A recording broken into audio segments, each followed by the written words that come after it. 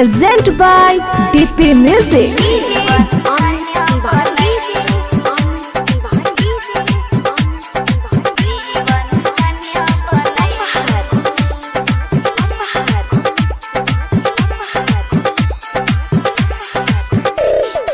तू जब बस है माही दिलवा के दुखवा दूर भइल।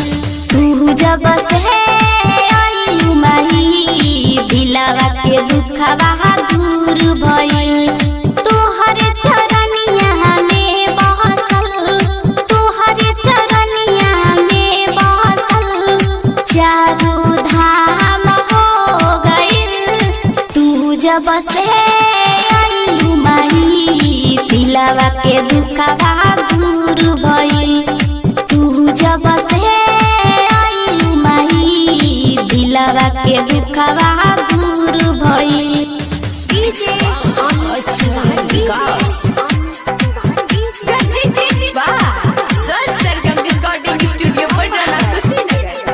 आप सुन रहे हैं दिनेश प्रेमी ऑफिशियल की शानदार प्रस्तुति।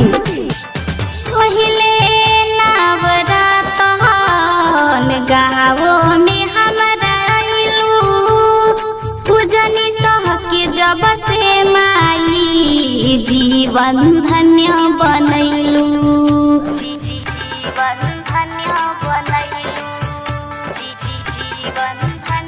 Present by DP Music.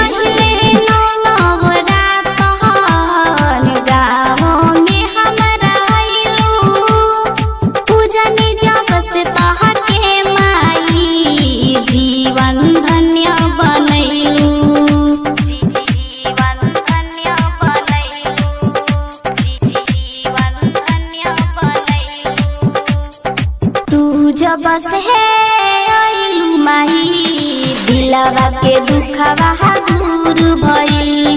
तू जब से माही दिलवा के दुखवा दूर भइल। तोहर चरनिया में बहसल, तोहर चरनिया में बहसल चारों धाम हो गइल। तू जब से दिलवा के दुखवा दूर भइल। तू जब से माही दिलवा के दुखवा दूर भइल।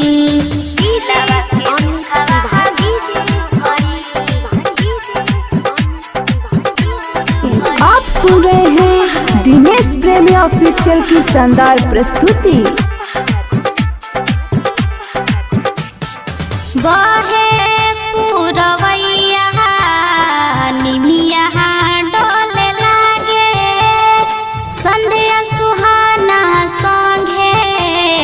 सभे झूमे लागे, सभे झूमे लागे, सभे झूमे लागे। कहे पुरवैया निमिया डोले लागे। अच्छे विकास दिनेश छोटे लाल संगे झूमे लागे।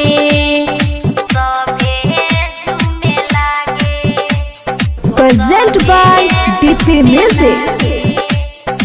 तू जब से माही दिलवा के दुखवा दूर भइल। तू जब से माही दिलवा के दुखवा दूर भइल। तोहर चरनिया में बहसल, तोहर चरनिया में बहसल चारों धाम हो गइल। तू जब से माही दिलवा के दुखवा दूर भइल।